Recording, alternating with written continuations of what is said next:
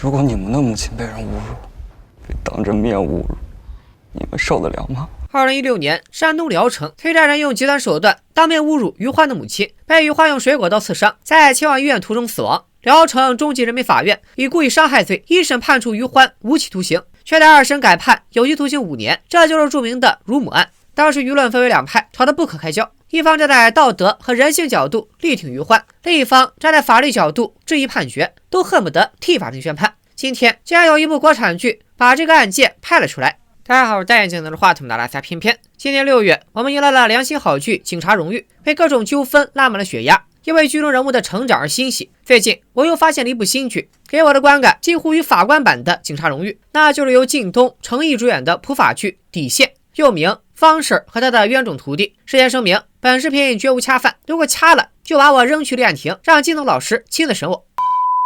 众所周知，法庭通常是有审判庭、执行庭和立案庭等多个部门，其中立案庭决定是立案还是不予受理，是打官司的第一道门槛，会接触到各种鸡毛蒜皮的纠纷，堪称法院里的菜市场。我们的主角方远就是兴城区人民法院立案庭的庭长，被同事们戏称为看大门的。你当着看大门的面，你说他是看大门的，看大门的他会不高兴的。看大门没那么小心眼。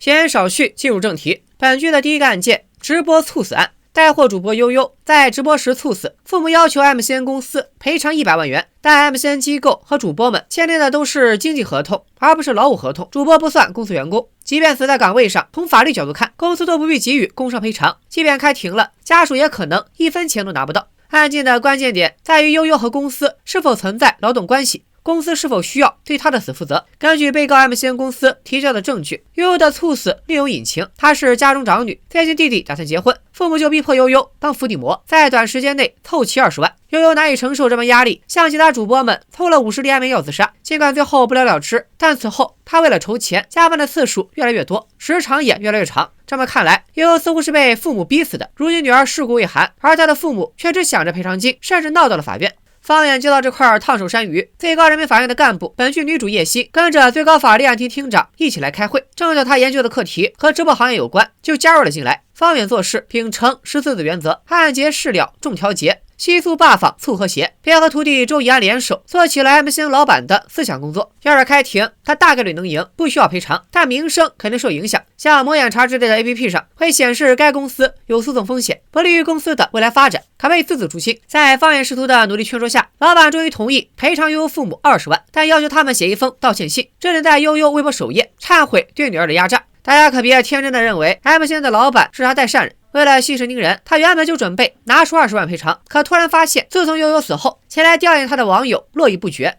直播间数据直线飙升，于是老板当场翻脸拒绝赔偿，一边买水军谴责悠悠父母道德绑架，维持这场闹剧的热度，一边蹭流量继续卖货，大吃人血馒头。本以为这场闹剧会就此收场，没想到悠悠的弟弟小旭横插一刀，大闹 MCN 公司，要求对方交出姐姐的微博账号。悠悠去世后，公司利用炒作已经把粉丝数从2万炒到了300万。按照悠悠父母见钱眼开的做派，方远怀疑小旭是看中了账号的商业价值，直接转手卖了也好，留着榨取价值也罢，都远超20万赔偿金。但叶欣却认为其中另有隐情，案件存在特殊性，不能用老办法解决新问题。于是他在休息时间假装应聘主播，去 MCN 公司实地调查，拿到了奖惩制度等材料，是公司极度内卷的工作要求导致了悠悠的猝死。悠悠同时遭受着家人的道德绑架和公司的无情压榨，是彻彻底底的牺牲品。虽然 CR 收集的资料没有法律效力，但叶欣确实证明了主播们和公司构成了事实的劳动关系。小旭的动机也出现反转，原来他之所以索要微博，是不愿意看到网民们在姐姐的微博里谩骂侮辱，他想把账号注销，让姐姐在9泉之下得以安息。当初悠悠之所以打消了自杀的念头，是因为接到了弟弟的电话，希望活下去，分享弟弟的快乐。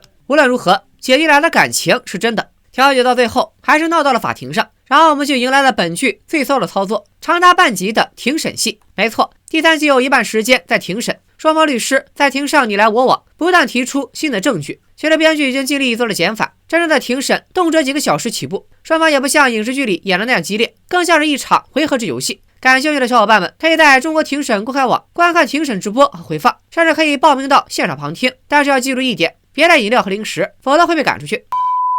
最终法庭判定 MCN 公司和悠悠存在劳动关系，共同向其父母支付各种补助金100万，微博账号有个人属性，为保护死者隐私将停止使用。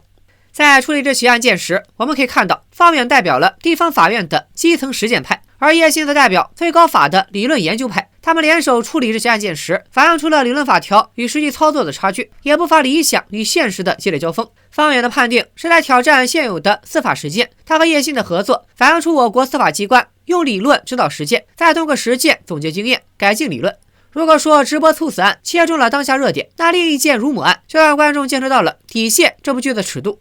女企业家欠下高利贷，被催债人堵门催收，工厂无法正常开工。随着催债头目杜红军的到来，事态升级。他带人将企业家和他的儿子雷星宇拘禁在厂房里，甚至脱下自己的裤子，露出不体面的部位，当众羞辱。雷星宇不忍母亲受辱，用事先准备好的凶器乱刺，造成杜红军死亡，其他人不同程度受伤。案情是不是很眼熟？没错，正是改编自2016年的余欢案。此案由方远的同门师妹、荣州市中级人民法院刑一庭法官宋宇飞负责。案件的过程清晰，但案情相当复杂，其中最关键的一点就是该如何界定雷星宇的行为究竟是故意杀人，还是遇到危急时的正当防卫。于是本剧把叙事重点放在了普通人看不到的合议环节。除了独任审判的案子，走普通重系的案件都需要3人及以上的合议庭商议之后再做决定。几位法官围绕如何定性的问题展开了激烈辩论。首先，雷星宇的母亲欠债属实，催收人员没有限制母子的人身自由，也没有使用暴力。我们可以看到，死者的穿戴整齐，因为辱母行为被死者的同伴制止，并没有再进一步。但20分钟后，由于雷星宇报警，警察到了现场，激化了矛盾，这才导致雷星宇出手杀人。所以宋宇飞认为他并非正当防卫，但另一位法官小沈认为辱母行为虽然终止，但精神伤害还得继续。宋宇飞又从警察处警的角度阐述，案发时警察还在现场，就在房间外面。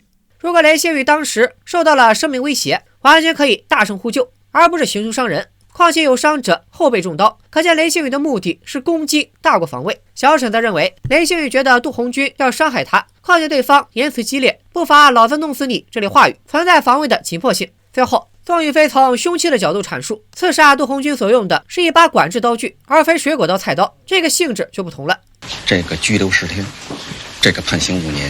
由于长期遭受骚扰，雷星宇担心母亲的安全，就提前在案发地放了一把匕首。这里我要补充一点，带刀防卫也可以被定义为正当防卫，因为带刀并不能否定他有防卫认识和防卫意志。而小沈法官认为，雷星宇放置刀具的时间和案发隔了足足半个月，而且雷星宇也声称，案发时他早就忘了那儿有把刀。其实真正的合议庭不会吵得这般针锋相对，法官也不会感情用事。作为个人，我可以有自己的立场，但作为法官，我们就得摒弃个人立场啊。宋宇飞和小沈两位法官所代表的，其实是当年余欢案曝光以后，社会舆论的两派主要观点。最终合议庭达成一致意见，一审判决雷星宇故意伤害罪，判处无期徒刑。这也是当年余欢案最饱受争议之处。站在道德角度，没人能回应被告在庭上的质问。如果你们的母亲被人侮辱，被当着面侮辱，你们受得了吗？但是在看过合议过程后，观众似乎能理解当初中级法院判决的依据，也看到事件背后的故事。就比如法官本人遭受的舆论压力，还有入母杀人案的死者，他只是催收人而非债主，家庭并不富裕，父亲卧病在床，母亲独自带娃，可恨之人必有可怜之处。每一起刑事案件背后都是一个个破碎的家庭。原本看到这部剧的时候，我很担心这又是一部剧情悬浮、打着这场剧的幌子谈恋爱的烂剧。事实证明，我想多了。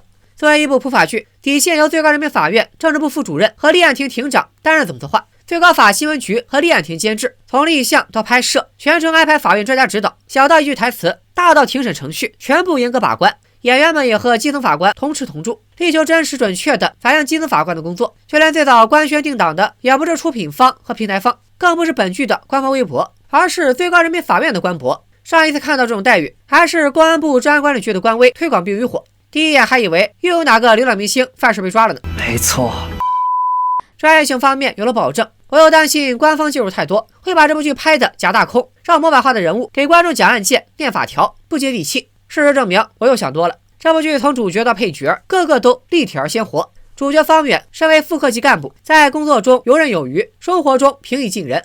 每天挤地铁上下班，下班还要排40分钟的队给女儿买甜品，到家立刻接手家务活，家庭地位可见一斑。我在家地位比你高啊！急了吧，急了吧！我告诉你，越急越暴露你的家庭地位。这部剧里的法官们不再是高高在上的审判机器，而是一个个活生生的人。他们奔走于法院，解决各种纠纷，工作中不是一板一眼，也会在微信群里吐槽领导。你甚至可以看到法官护怼。方远的徒弟周易安擅长察言观色，在调解一件借贷案时，债主遗失了欠条，欠债人见有机可乘，企图赖账。周易安通过对方的雷积木手串投其所好，用封建迷信的话术旁敲侧击，说服对方庭外调解。这般手段有效但违规，还偏偏被法调解叶欣撞见了。这仇周易安记下了。后来叶欣提醒方远要和被告律师保持距离，周易安听了张口就来。叶欣怼方远，周易安怼叶欣，方远打圆场。办公室里形成怼人循环，充满了快活的空气。莫小贝王莎莎饰演的书记员，工作能力强，又是个实在人，深受领导喜爱。初次登场在第3集，方远来找自己的老哥们儿民仪庭的庭长陈康讨论主播案案情的时候，编剧只用一句话就立住了这个角色，功底可见一斑。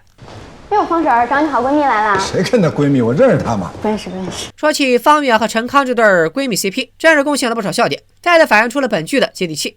有一次，最高法的领导讲完话以后，礼貌性的问意见，他是真敢说呀，说什么最高法搞创新是面子工程，把业绩刷，电子卷宗高大上，老同志们眼看花，线上开庭网速差，这头掉线那头卡，智能机器式摆设，老头老太全场趴，咔咔一顿吐槽。陈刚在旁边挤眉弄眼带咳嗽，扁桃体都快咳出来了，愣是勒不住方远这匹脱缰的野马。方远和陈刚这对活宝，一个管不住嘴铁憨憨，一个开不了口老狐狸。可怜他俩的上司张副院长快退休了，年纪一大把，还得照顾这俩奇葩，血压是居高不下。当然了，这部剧的缺点也很明显。首先，底线是一部普法剧，而法律本身就带有严肃性，多少会提高观剧门槛，影响观看体验。就像罗翔老师，就算再会讲故事，到了解析法条的阶段，也会有观众听得云里雾里。其次，本剧大部分演员演技都很在线，但还是有一些青年演员的演技尚欠火候，台词功底也有待提高。不过这些瑕疵并不影响我对这部剧的观感。底线的人物各具个性，立体鲜活，案件切中时代痛点，专业性强又不说教，